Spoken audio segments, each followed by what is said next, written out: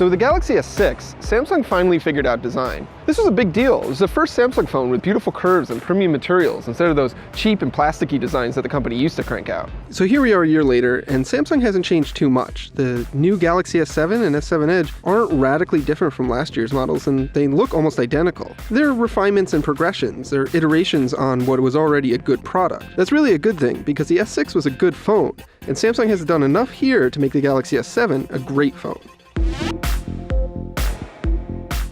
The standard Galaxy S7 has undergone the fewest changes. It's got the same size screen, same overall design, and largely looks indistinguishable from the Galaxy S6. It's still glass and metal, and there isn't a shred of plastic to be found. It's a little bit softer and a little bit easier to hold, and it's also slightly thicker with a more rounded back, which makes it more comfortable in your hand, but other than that, it's pretty much the same phone. But the S7 Edge has undergone a number of changes that really make it head and shoulders better than its predecessor and smaller sibling. Well, for starters, it's got a larger 5.5-inch display. It's still Super AMOLED, still Quad HD resolution, and it's still stunning to look at. It also still has those curved sides on the front, but now the back has a slight curve too, which makes it way more comfortable to hold and easier to pick off of a flat surface. Now, I don't want to get too crazy here, but it really feels like the S7 Edge might be the nicest phone I've ever held. And I've held a lot of phones. Now let's talk about those curves. Samsung's been putting curved screens on phones for a couple of years, and well, it's always felt like a bit of a gimmick. But the S7 Edge actually proves that there's a reason for those curves.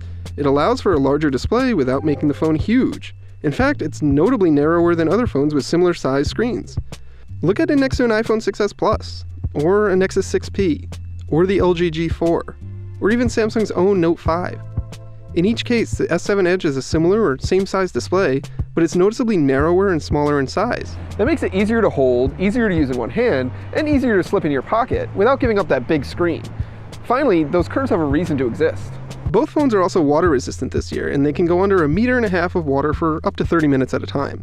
But the practical use here is that you don't have to worry about dropping it in the sink or spilling coffee on it or getting caught out in the rain. And the other big hardware difference is support for SD cards, so if the 32 gigabytes of storage that comes with the phone isn't enough, well, you can easily expand it.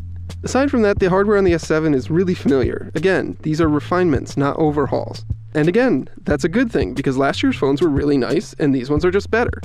Inside, Samsung's made bigger improvements. The phones are thicker this year because they have much bigger batteries, 3000 mAh on the S7 and a whopping 3600 mAh on the S7 Edge, which addresses the biggest complaint with last year's phone. Both phones have been able to get us through a day, but they probably won't get you to 2.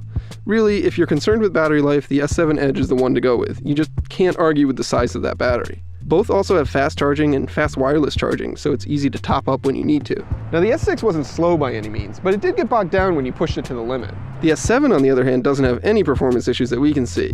It's got a new processor and 4 gigabytes of RAM that make everything from browsing the web to taking pictures to playing games a piece of cake.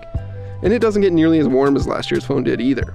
Okay, let's talk about the camera, because the camera's a big deal and Samsung's making a big deal about the camera. It's all new, it's got lower resolution and a brighter lens and an all-new sensor. It's also really fast to launch and focus, and that unsightly bump that's on the back of the phone isn't nearly as bad this time around. It takes great pics in all kinds of lighting situations, but truth be told, it's not hugely different from the S6's camera. It still produces yellowish images in low light, and if you zoom in all the way, there's a good amount of over-sharpening happening.